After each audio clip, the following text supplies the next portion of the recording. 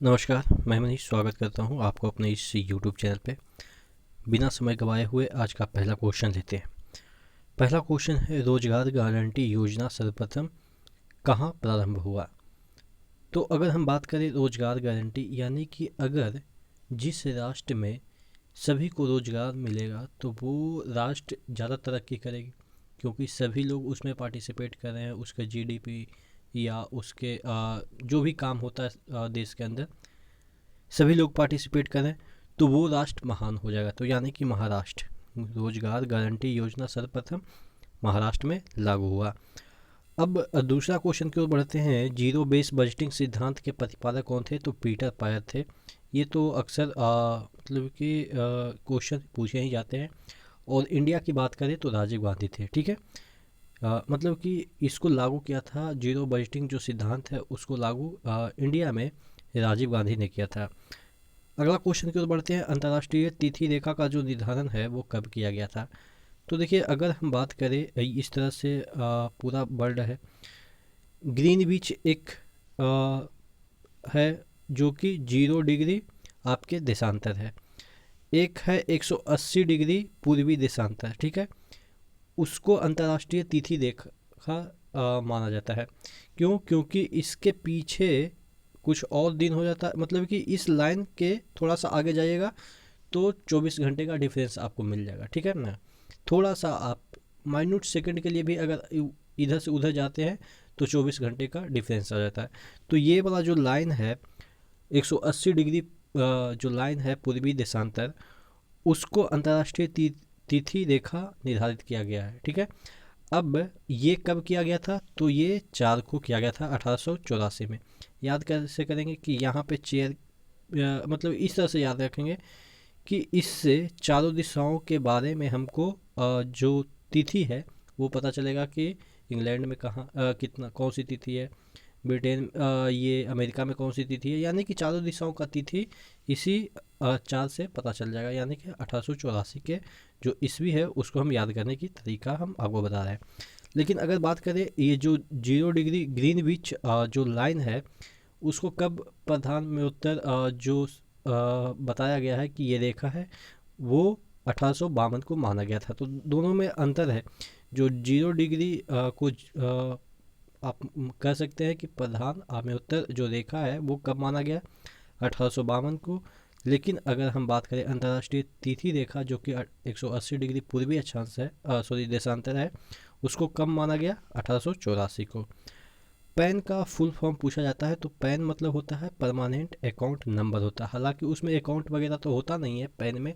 आप देखेंगे कि अगर पैन कार्ड, उसमें अकाउंट नंबर तो होता नहीं है, लेकिन हाँ, अगर आप अकाउंट खोलने की कोशिश करते हैं तो वहाँ पे आपका पैन कार्ड की आवश्यकता होती है। तो इस तरह से हम उसको याद कर सकते हैं कि ए फॉर अकाउंट होता है। ठीक है। और नंबर वगैरह देखते हैं ना कि पूछा जाता है कि पैन नंबर क्या है। ठीक है। तो नंबर वो हो गया। परमानेंट होता है पैन कार्ड, तो कभी आप चेंज नहीं कर सकते सिम की तरह। ठीक है। तो ये भी परमानेंट होता है। तो इस तरह से हम इसको याद कर सकते हैं।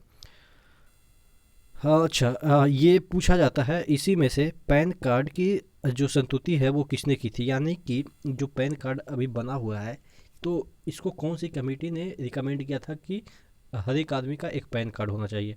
तो ये किया था कौन सी कमेटी? आ, महावीर त्यागी। मतलब कि ये याद कैसे कर सकते हैं कि जो मतलब कि जिसके पास होगा पैन कार्ड वो किसी को त्याग करके नहीं दे सकता, क्योंकि उसका यूनिक नंबर होता है। आप जानते हैं कि पैन कार्ड एक ही बार बन सकता है। दोबारा आपको उसी चीज़ से मतलब कि क्लोन करके मंगवाया जा सकता है अगर आपका खो गया तो यानी कि त्याग करना मुश्किल है पैन कार्ड का। इस तरह से हम याद रखेंगे कि त्यागी जो रिपोर्ट है उसी के आधार पे पैन नंबर हम लोग को दिया गया या पैन कार्ड बनवाया गया। अगला क्वेश्चन की ओर बढ़ते हैं। के काटेरी, या आप कह सकते हैं केटेरी जल विद्युत परियोजना कहाँ पे है? यहाँ पे ध्यान दीजिएगा। KATERI है। काटेरी यानी कि तेरे को काटना है।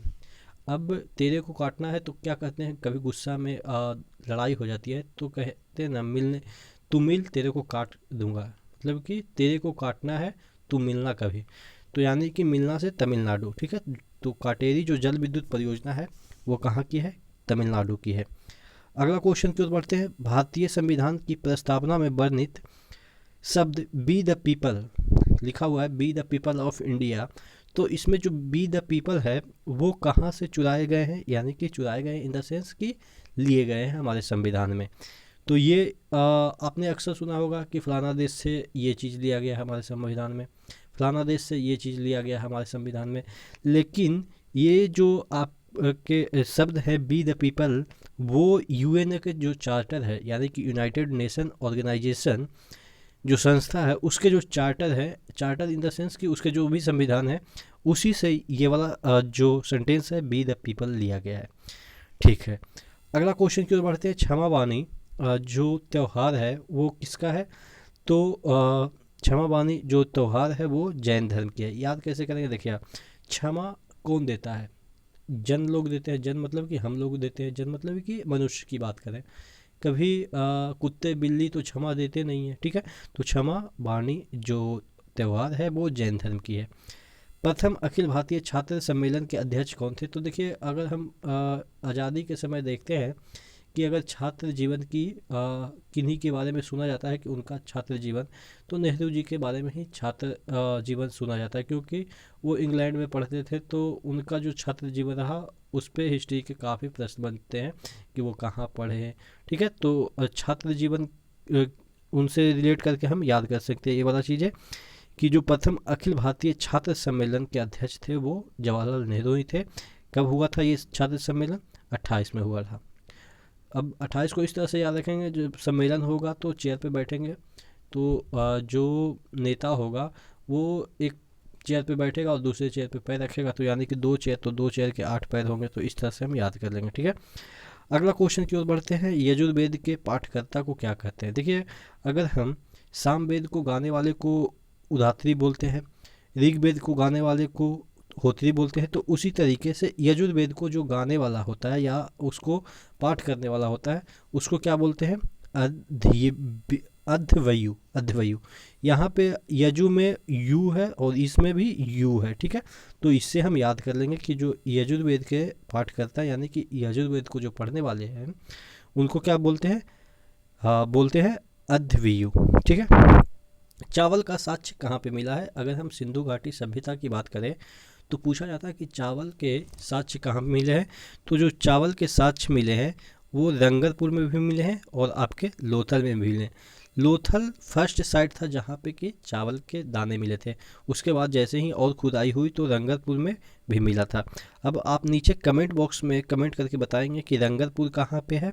ठीक है, और लोथल तो आपको पता है कि कहाँ पे है। ठीक है, देखिएगा यहाँ पे कालीबंगा में ये वाला जो चावल है वो नहीं मिला था। याद कैसे करेंगे चावल कहाँ कहाँ मिला है, तो देखिएगा अगर आप शादी ब्याह में देखते होंगे कि चावल को रंग दिया जाता है, मतलब कि हल्दी से रंग दिया जाता है चुमाने के लिए, इस तरह से, तो ये जो चावल है रंगपुर याद हो जाएगा। उसके बाद चावल खाने से आदमी लोथ हो जाता है। लोथ इन द सेंस कि अगर आप एसएससी के कैंडिडेट हैं तो आपको पता होगा लोथ मतलब कि सुस्त हो जाते हैं। ठीक है, चावल खाने से लोथ हो जाते हैं, तो इन दोनों शब्दों को हम चावल से रिलेट करके याद कर सकते हैं। आशा करते हैं चीज़ें याद हुई होगी। नेक्स्ट वीडियो मिलते हैं, तब तक के लिए धन्यवाद।